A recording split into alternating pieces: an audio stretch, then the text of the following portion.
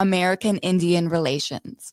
Guest host Christine McDonald talks to people about important things affecting the city's Native communities. Minneapolis Air dives into topics like public safety, public health, elections, and so much more. Tune in to Minneapolis Air on Native Roots Radio from 5 to 6 p.m. on the second Wednesday of every month, right here on AM 950. With your AM 950 weather, I'm Patrick Lilia. A slight chance of showers and storms tonight with a low of 55. Then Saturday, sunshine with a high of 78.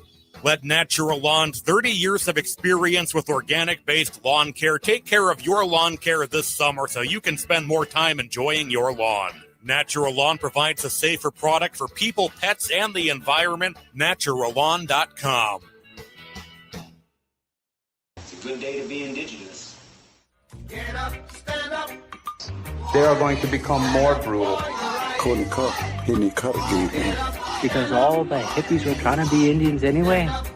They're going to become more repressive because it's a matter of dollars and their illusionary concepts of power. Hey, Victor. We must live in balance with the earth. And also with recent happenings at Wounded Knee. I am awake. Welcome to Native Roots Radio presents I'm Awake, and I'm your host, Wakanja Hade. Hey, Kadagi Weed, all my friends and relatives in four directions. You are listening to Native Roots Radio presents I'm Awake, and I'm your host, Robert Pilot.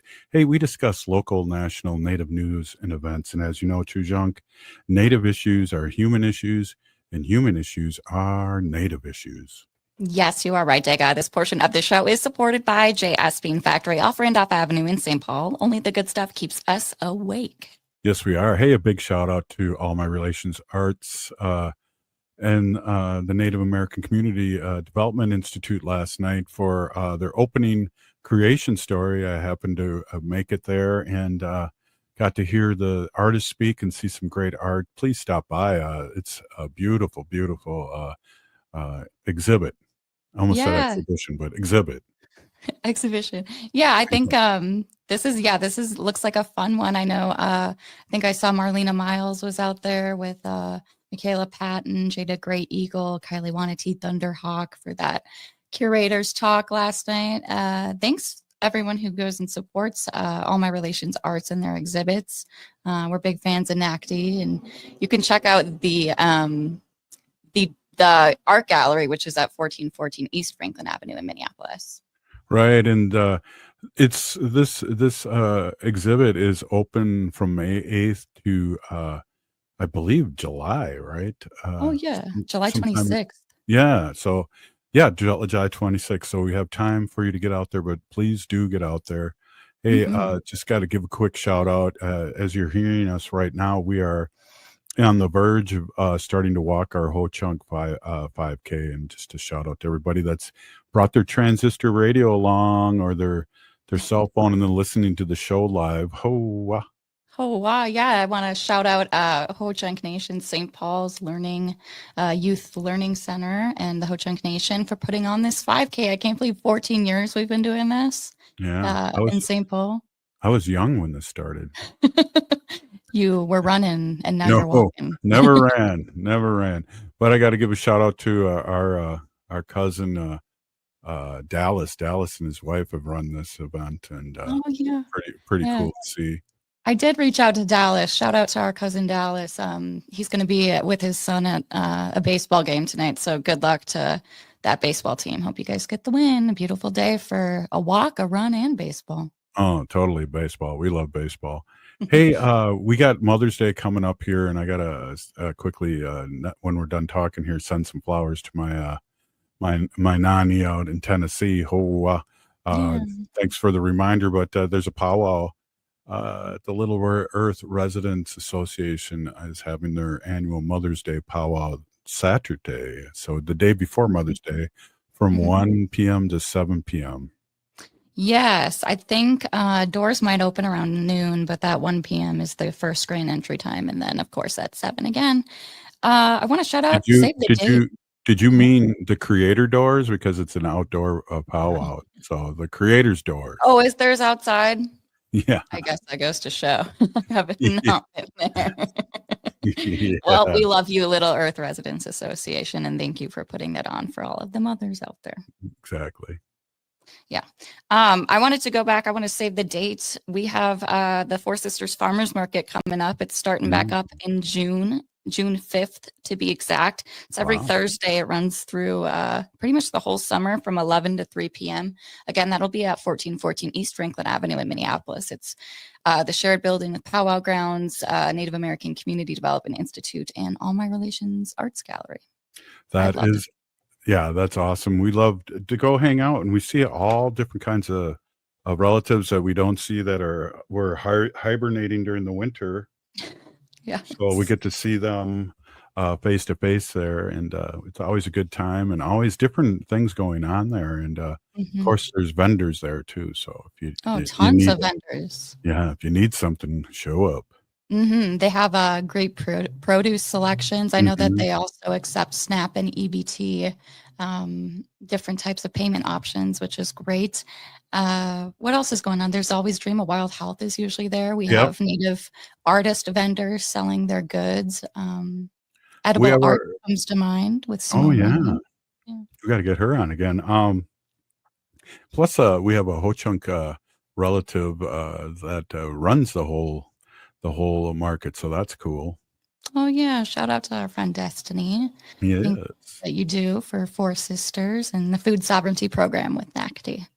Right on. And she's been not to talk about her, but she's been really digging deep into the language. I just ran into her at one of the snow snake. And that's so hard to say still. It still is, yeah.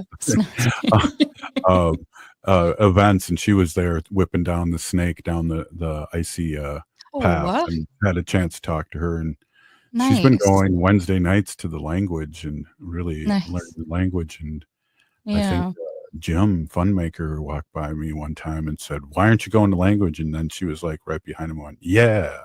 Yeah. Like, I know. Whoa. I know. We got to get there. I love using my Ho-Chunk language dictionary app. I've been using that a lot too. Just when I can't get to language and stuff. I want to shout out to this Saturday, May 10th.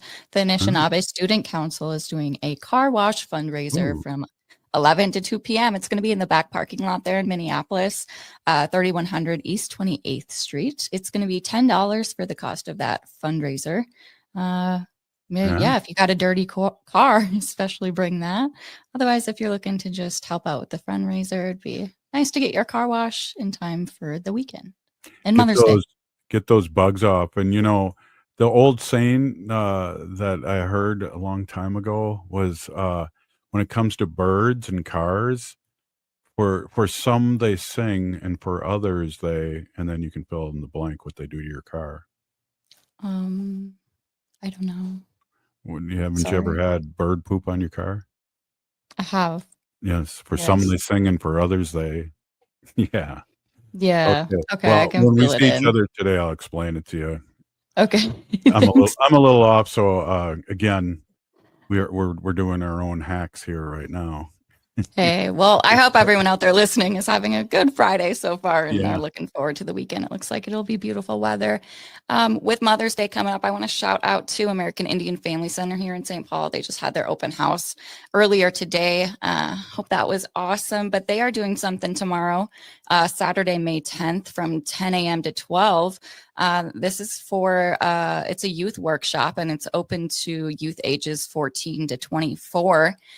You're going to be learning how to make a nice breakfast for your mom or grandma this upcoming Mother's Day, which will be the following day. You can take some skills with you to make a delicious breakfast, also share the love, and you can make a beautiful Mother's Day card with American Indian Family Center. It's going to be at the American Indian Family Center at 579 Wells Street, St. Paul. Again, tomorrow, Saturday, May 10th from 10 a.m. to noon. I hope to see you there.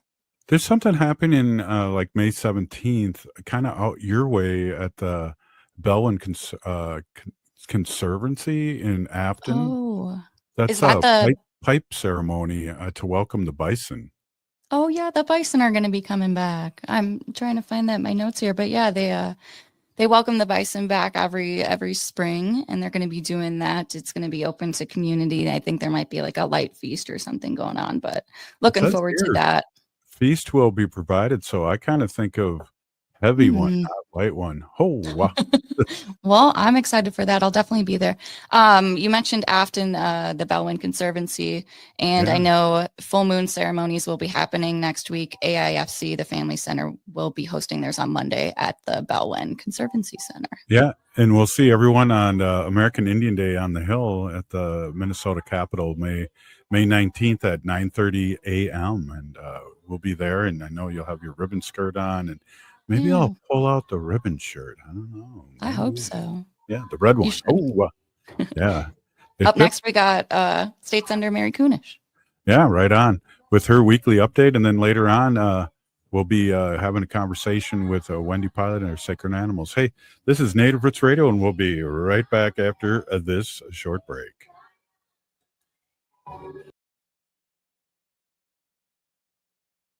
Signing up for $1 bus and train rides with the Transit Assistance Program, or TAP, is quick and easy.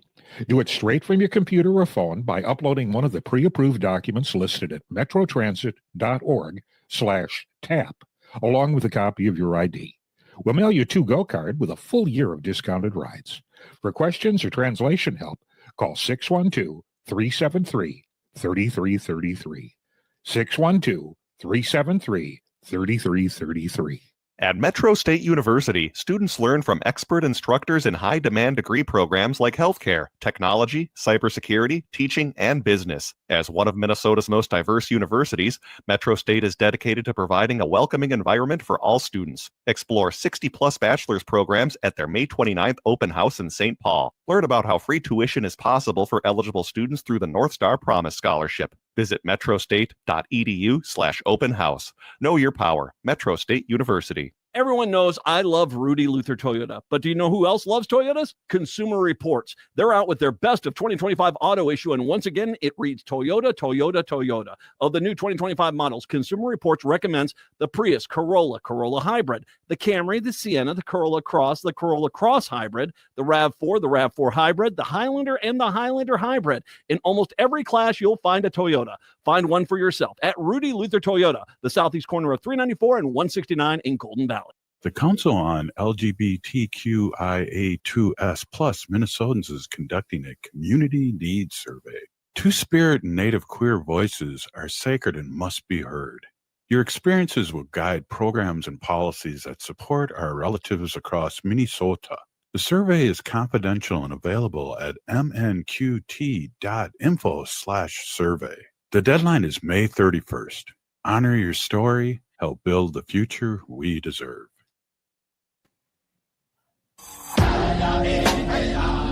Hi, this is Representative Sharice Davids from Kansas. I'm Ho Chunk, and you're listening to Native Roots Radio. And we're back to Native Roots Radio presents I'm Awake, and this is Robert Pilot.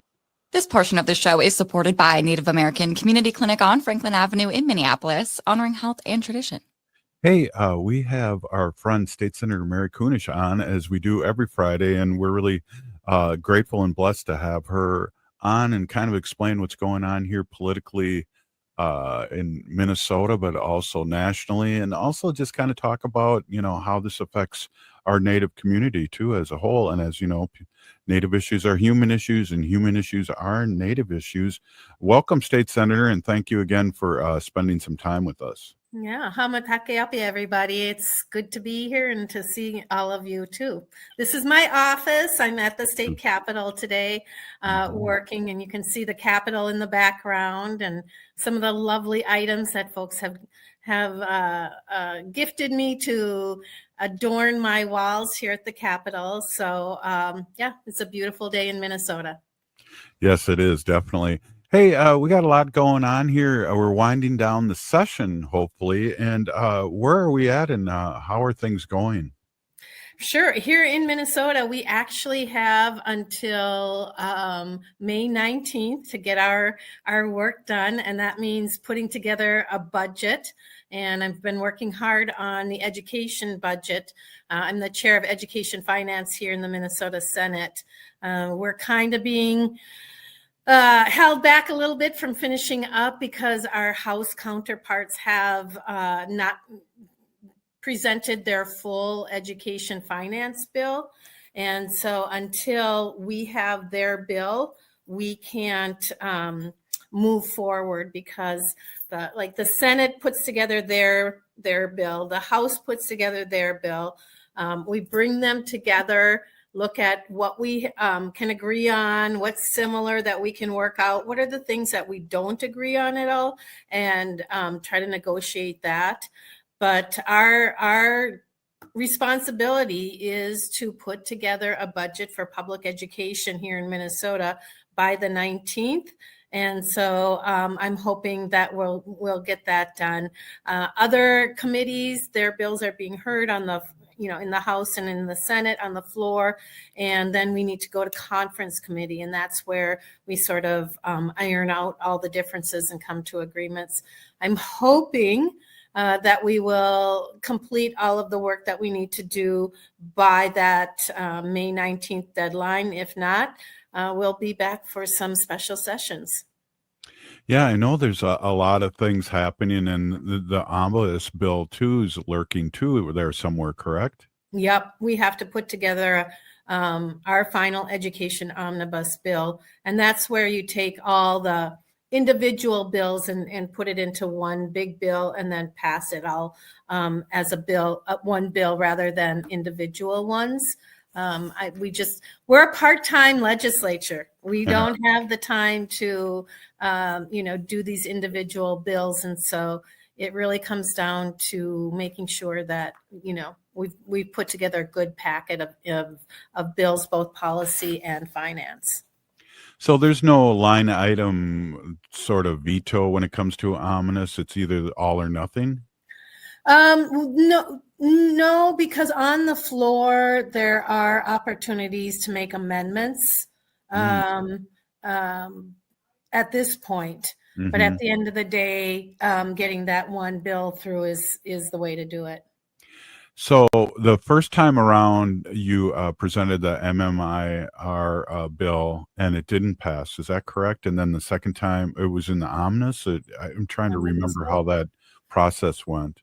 So actually, the first time we had a hearing, I was a state representative in the Minnesota House.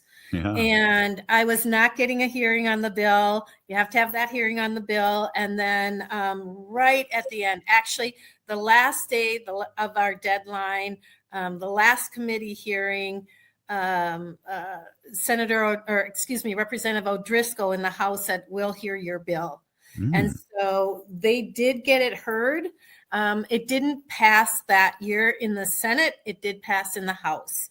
So then the next year we came back and went through it again in the House. They finally heard it in the Senate and they passed it in the Senate. So it was a 2-year process of getting that passed. Is that normal, or is that just because I think a lot of the legislators needed to be educated on really what was going on and why this was needed? I actually was very pleasantly surprised. I mean, I was a new legislator, so I didn't know exactly like how long did some of these bills. Some bills take years to get through. But I think this was such a compelling topic. And as you said, legislators didn't know anything about this. Mm-hmm. They didn't know about the historic violence against individuals in our Indigenous community, let alone the women and girls and the sex trafficking. And they just were horrified. I mean, there were legislators who were in tears at the end of a hearing, not just our Democrats, but our Republicans. And at the end of the day, we had 100% support on both sides of the aisle for the task force that we eventually passed, and it was, the fact that it was the first one in the nation. We led that and now many states now have their own task force, or I don't know of too many that have a permanent office. That was the other thing that we did, is created that permanent office for missing and murdered Indigenous women. And then, of course, our license plate, which is so fantastic. Well, and that was your idea, and then there was many license plates that came out, I believe, this year, and the MMIWR plate was the third place, and accumulated a lot of money for the office. Right. So a year ago in February is when we launched that license plate. And I'm wondering if you can see it. If you can see it, it's right. I got to do this, the very top one here. It's got the MMIR emblem, and then it has a ribbon skirt on the side. So within the first year, there it is. Within the first year, it generated over $90,000 for the office. And at one point, it was the second most requested specialty license plate in Minnesota. And it's really exciting for me when I'm driving around and I see that license plate and I honk when I go by and wave. And I'm sure they're like, who the heck is that lady honking at me? But I got an idea from one of the folks at the MMIR office, and I have a few of those like kerchiefs for the MMIR office. And when I see a car parked with that license plate, if I'm at the grocery store somewhere, I take one of those kerchiefs and I tuck it into the door handle. Wow. The door, just as thank you for doing that. And my whole family now has the license plate. So when we're together, you look at, the parking area and it's all the MMIR license plate, which is really great. And a lot of people have asked me what is that? Or I've seen them stand by my car and they're looking at the license plate, what is that? And so again, another opportunity to educate the public. Yeah, it totally is fun to see that. I do that, and 9 times out of 10, I do know the person. And mine says Land Back, LANDBK, which is very cool. I couldn't get Ho Chunk, that had already been taken, and yeah, so that was very, very fun and cool.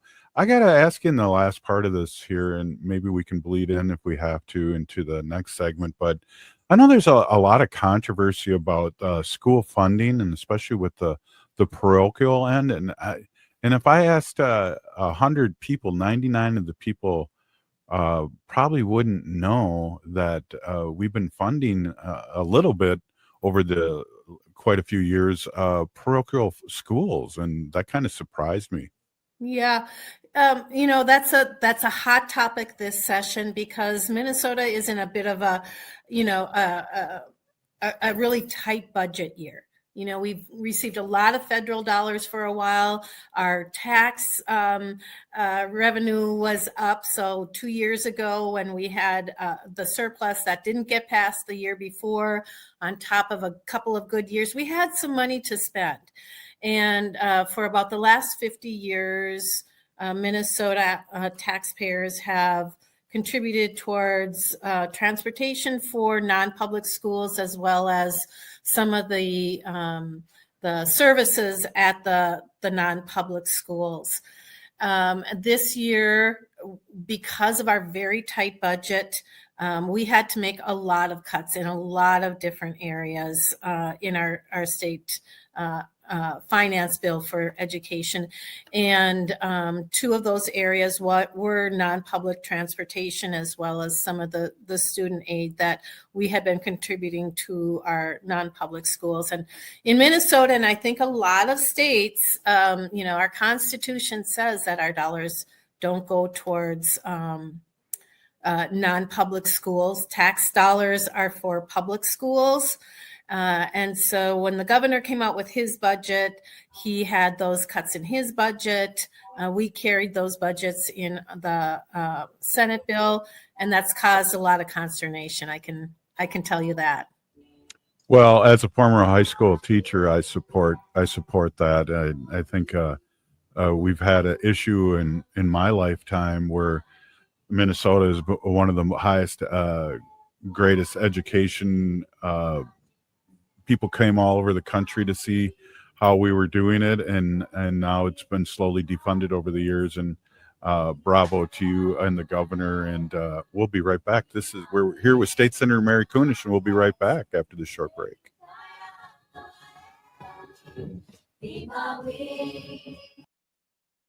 Turn to Auto Technical with your vehicle donation. We have families waiting for a car.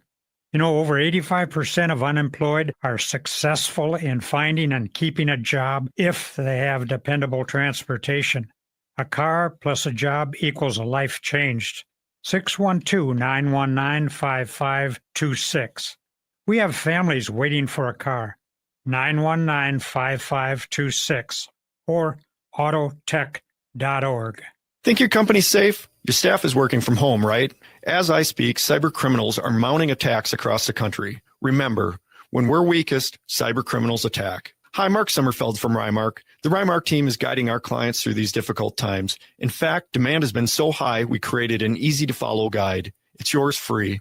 Download our 5 steps to securely work from home now at rymarkit.com or call 651-328-8900 for a no-cost how-to discussion. Hey, it's Patrick for Zero Res. Warm weather is here. Maybe you're getting ready for a graduation party over at the house. There's a lot coming up as summer nears. Your house isn't ready, so that's why you need to call my cleaning heroes at Zero Res right now. Zero Res can handle every surface in your home: carpets, tile and grout, hardwood, laminate, stone, upholstery, rugs, and air ducts. Zero Res has both been out to my house and out here at AM 950 in our studios in recent months. They did such a fantastic job. They were on time, professional, and courteous. They got the stains out that we didn't think would come out here at the station. This month, get 3-room Zero Resified from Minnesota's #1 carpet and air duct cleaner and take 20% off all services. That's right, 20% off all services. But you need to go to ZeroResMinnesota.com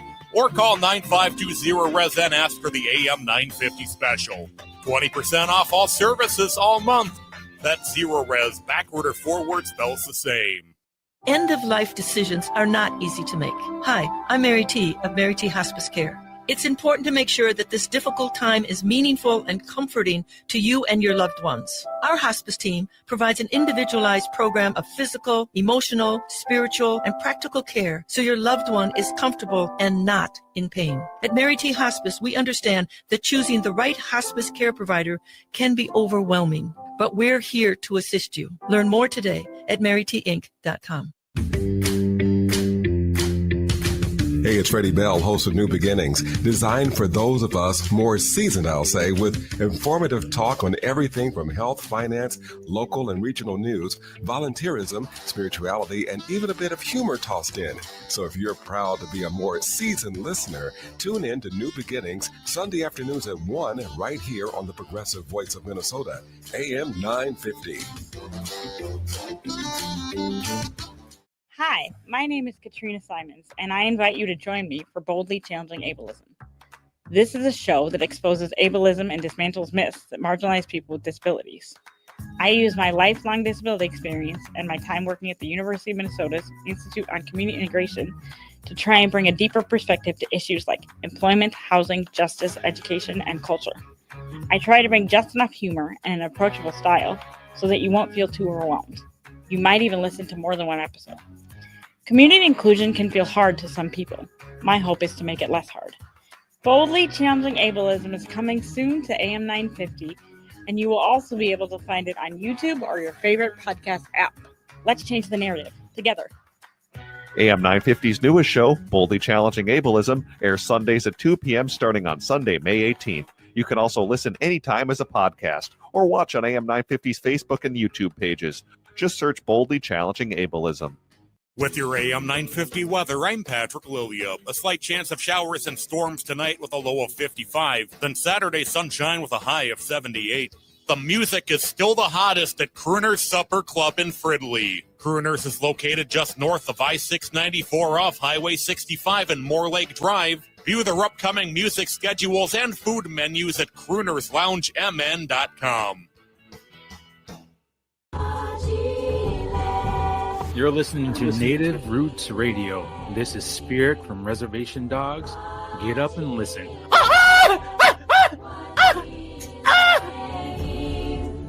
Welcome back to Native Roots Radio presents I'm Awake, and this is Robert Pilot.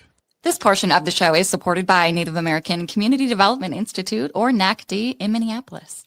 Hey, we are here with State Senator Mary Kunesh of the great state of Minnesota, and really, really always happy to have you on and find out what's going on here locally, politically, and especially with the native slant, so our audience can be caught up on that and all the great things you've done for your and our native community. Welcome back.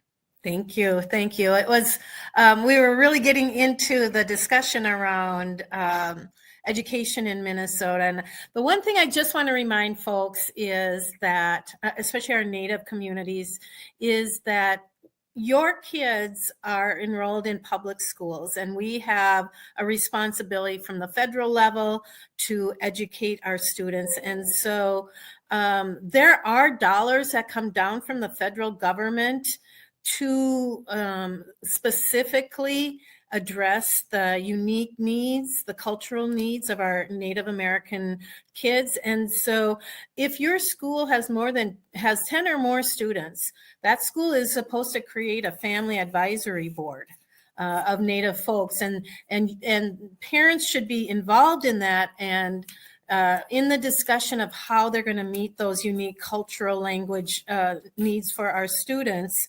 And so I want to encourage parents to talk to your community or your schools about the American Indian Advisory Board at your school, and please participate in it because you can make a difference for your students.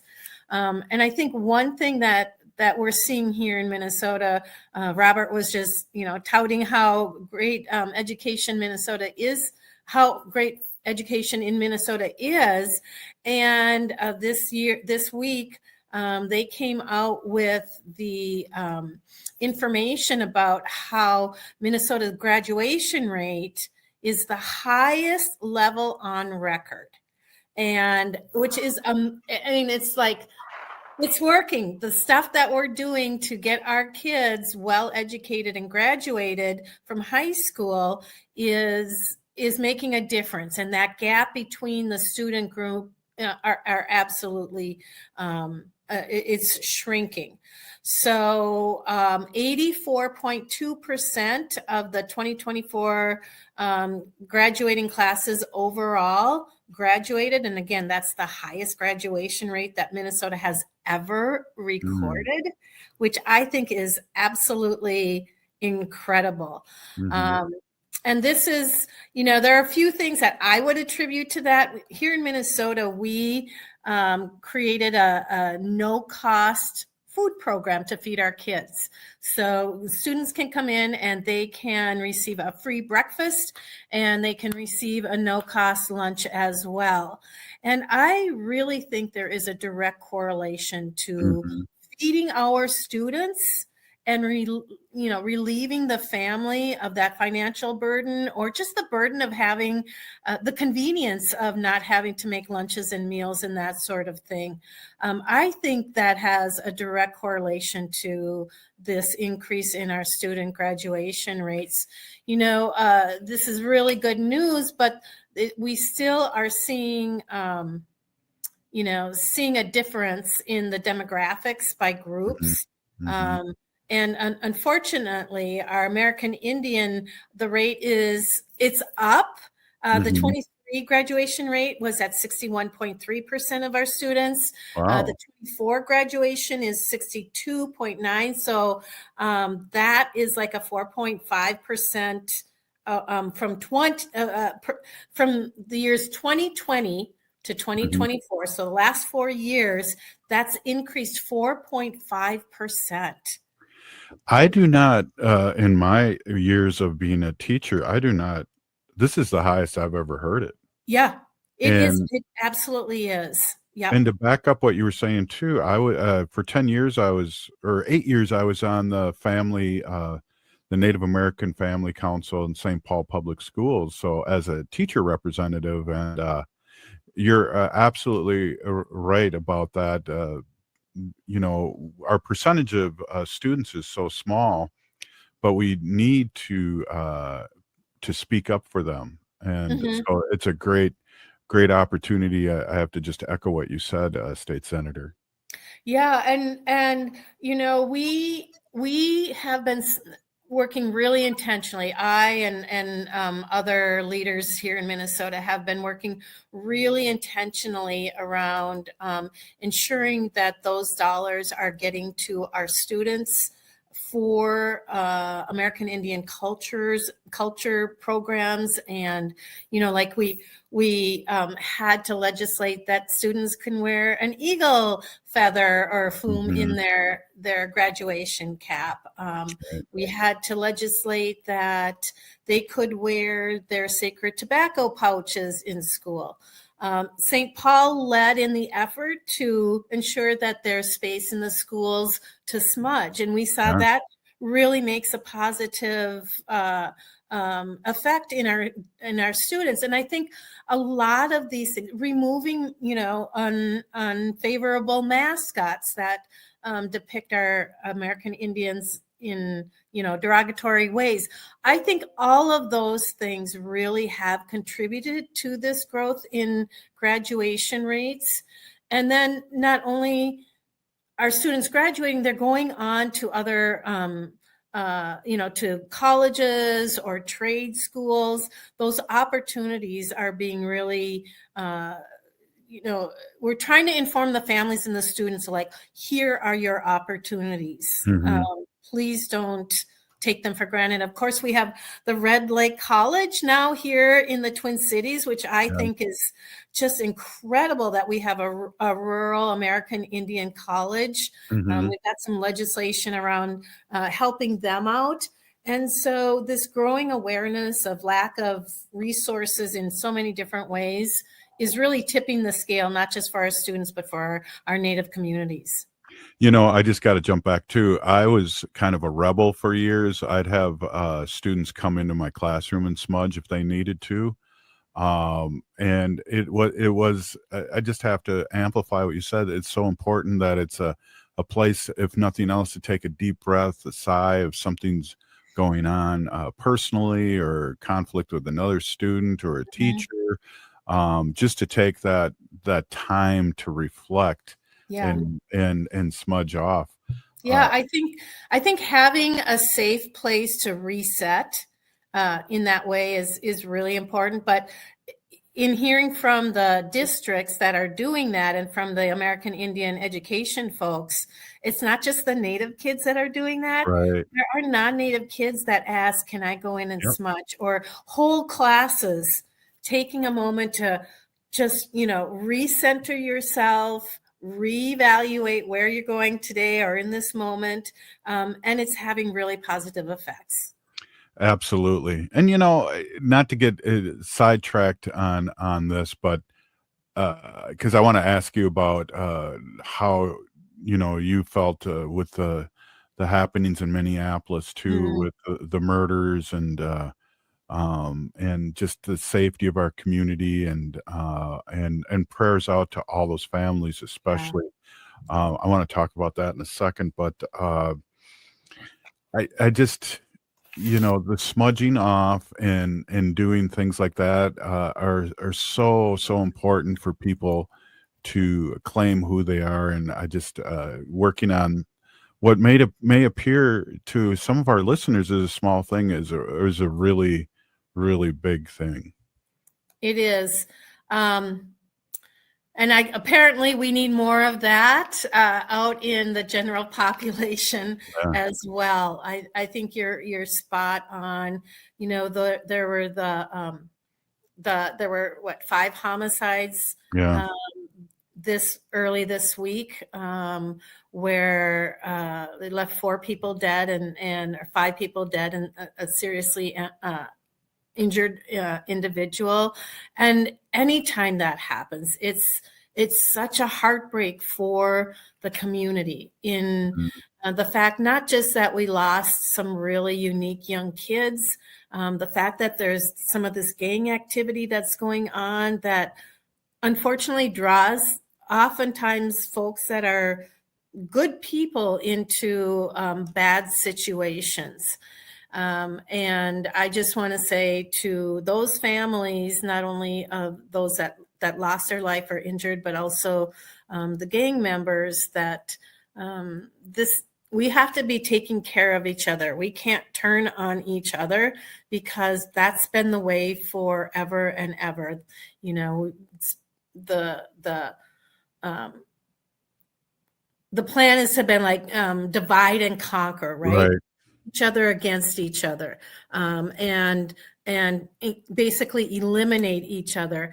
And I just find it in this day and age so heartbreaking when we are trying to do so many good things, and really good things are happening in Indian country, and then we have something as painful as these shootings. So again, my heart and my thoughts go out to those families and to the communities, and hoping that this is not going to be repeated anytime soon. Yeah, it's really important. I think some of the people have said, and you kind of touched on it too, is that, you know, we have a community that's hurting, but prior to this has been hurting too, and in different parts of our community. And we just have to be, as Native Americans, open to everybody and help everybody that needs help, and do things like that, and reach out to the young ones too, big time. And you're a former teacher and media specialist, so you know what I'm saying. Yeah, it's true. We have to, it's really important that we just wrap our arms around these kids and these adults that are struggling. And, you know, we have that large urban population here in Minnesota, a large homeless population here in Minnesota, folks that are struggling with mental health issues, addiction issues, homelessness. And those are the ones that are the most vulnerable in our communities when it comes to these sort of issues. And so we will continue at the state legislature to look for ways that we can support those that need it the most. And again, let's hope that this is the end of that kind of violence. Right on. Thank you so much, State Senator Mary Kunesh, and thank you so much for all you do for the community and nationally. I know you travel all over the country too, and remind everyone she has a part-time job, or she gets paid as a part-time person that's full-time. So again, appreciate you and appreciate you coming on every week and sharing with our audience. Thank you. You bet. Thank you. Have a good weekend, everybody. Happy Mother's Day to all those mothers and all those people that mother our children and our adults. Thank you. Good one. Hey, we'll be right back. Native Roots Radio. The Council on LGBTQIA2S+ Minnesotans is conducting a community needs survey. Two-spirit and Native queer voices are sacred and must be heard. Your experiences will guide programs and policies that support our relatives across Minnesota.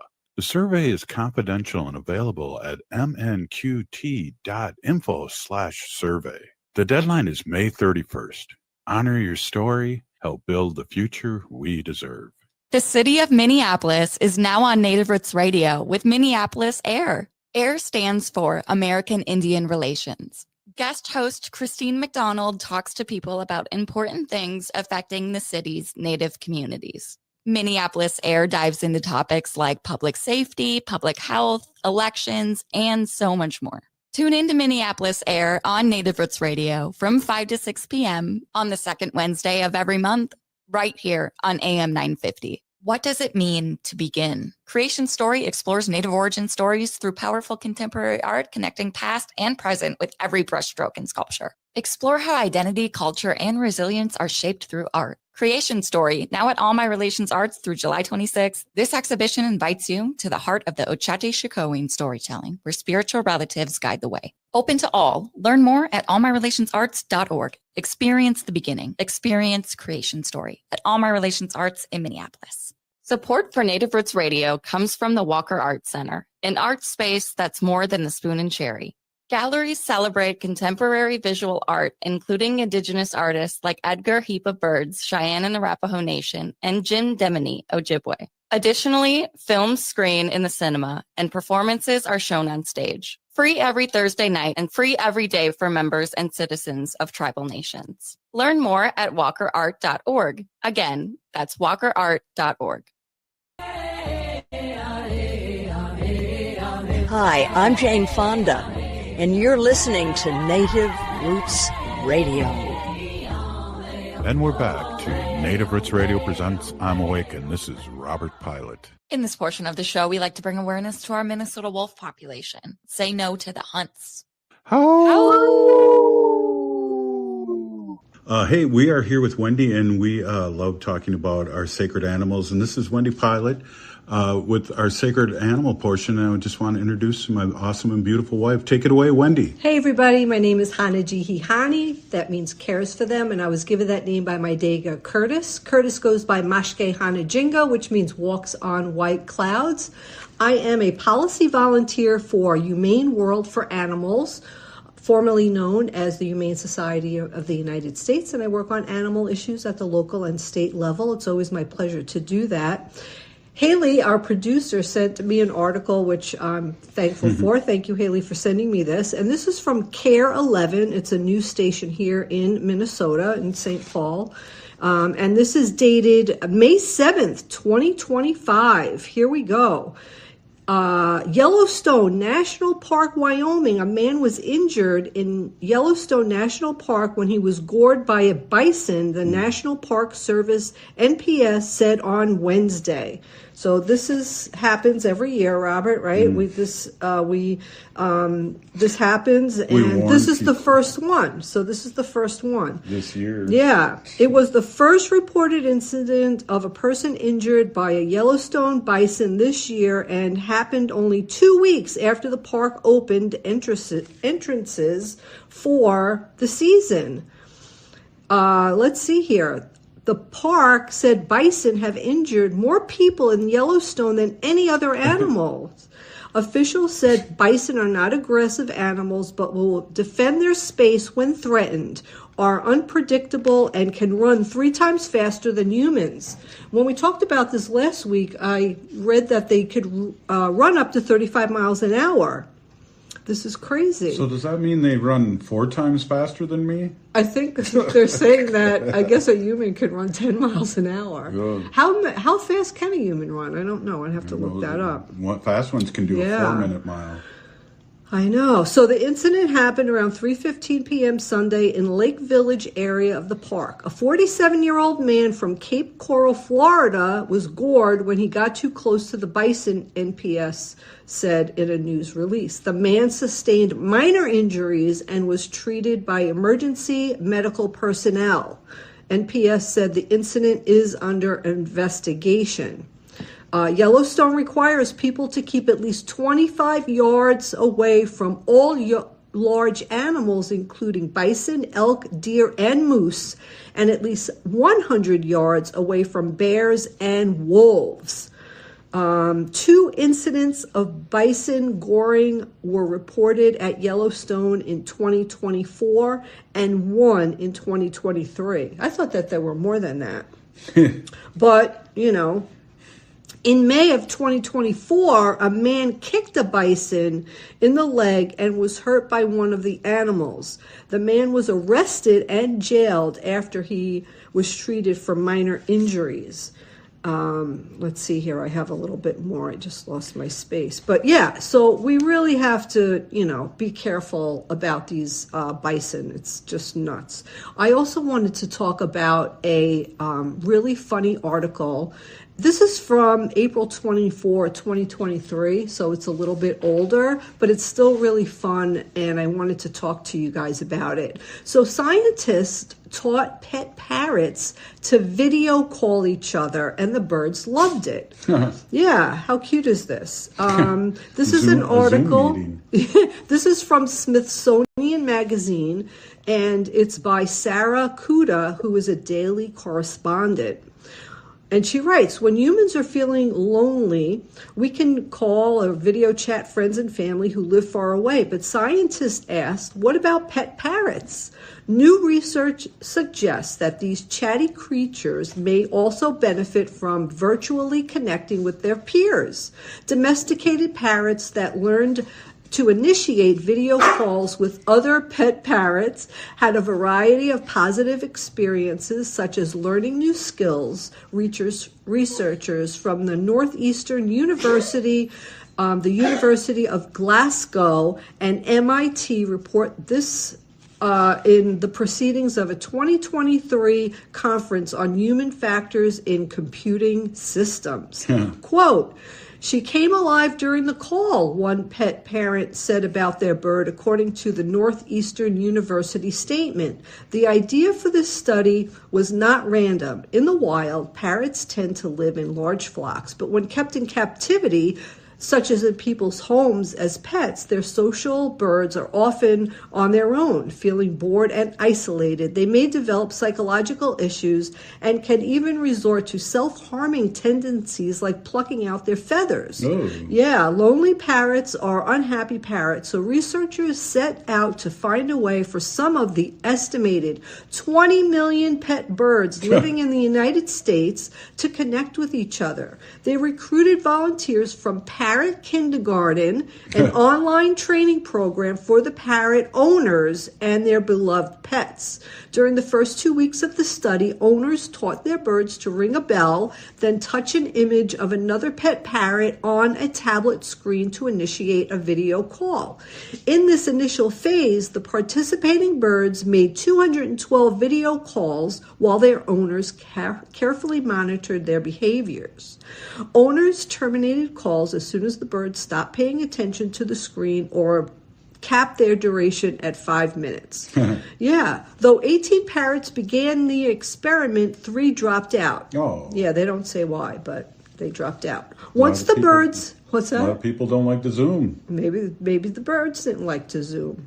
Once the birds had learned how to initiate video interactions, the second phase of the experiment could begin.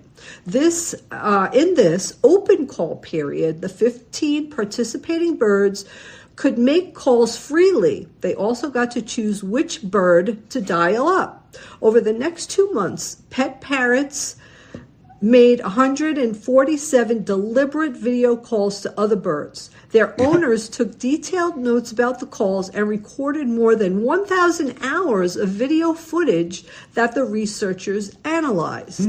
Yeah, for starters, they found that parrots took advantage of the opportunity to call one another, and they typically stayed on the call for the maximum time allowed during the experiment. They also seemed to understand that the other live bird was on the other, it was a live bird on the other side of the screen and not a recorded bird. So the birds understood that. Wow. Yeah, researchers said. So some of the parrots learned new skills from their virtual companions, including flying, foraging, and how to make new sounds. Quote, "I was quite surprised at the range of different behaviors," co-author Elena Hertzky Douglas, an animal-computer interaction researcher at the university, tells The Guardian. "Some would sing, some would play around and go upside down. Others would want to show another bird their toys." Ooh. Isn't that cute? Yeah. 2-week-older macaws, for example, became very close and even called out to one another. "Hi, come here. Hello." From their respective screens. Yeah, the birds forge strong friendships with researchers measured by how frequent they chose to call the same individual. Cool. Yeah, parrots who initiated the highest number of video calls also received the most calls, which suggests a reciprocal dynamic similar to human socialization per the statement. The experiment also brought parrots and humans closer together on both sides of the screen. Some birds were even reported to have developed attachments to the human caretakers of their virtual friends. Yeah, isn't this so cute? They say that you really shouldn't teach your bird to do this because some birds, and I think this is what happened, the 3 that dropped out got very upset and nervous, and the whole experience was bad for them, and that's why they dropped out. So you really need to, if you want to do this with your bird, make sure and be there with them so you know that they're comfortable doing this. But I thought it was a really cute story. They should have a reunion. They should in person. You know what? I should look up and see if it's still going and see what's happening, but I'll check it out and let you know. Oh, Big P Nagigi, Wendy, thank you for our sacred animal update. You are listening to Native Roots Radio presents I'm Awake, and we'll be back on Monday. Stay with us. We're still here. We are the 7th generation.